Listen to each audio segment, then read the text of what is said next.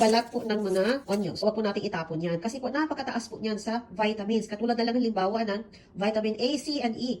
And quercetin and anthocyanins, mga antioxidants, mga health benefits. Maganda po ito sa heart health, anti-obesity, lower your blood sugar, prevent cancer, lower your blood pressure. It reduces inflammation and allergies. Naglo-lower po siya sa risk ng Alzheimer's or dementia. Pwede po siyang pang-alternative sa antibiotics. It has anti-aging properties, prevent our skin from sun damage. Nakakatulong din po ito para po mas gumanda po yung ating tulog. Paano po natin siya i-prepare? Para lang po tayong umiinom ng tsaa. Boboil lang po natin yung ating water. Also dry under the sun or i-dehydrate po natin. At pagkatapos po, ay ipapowderize na po natin yan. At pwede po natin siyang i-add for extra nutrition doon po sa ating mga soup or sa ating mga stews.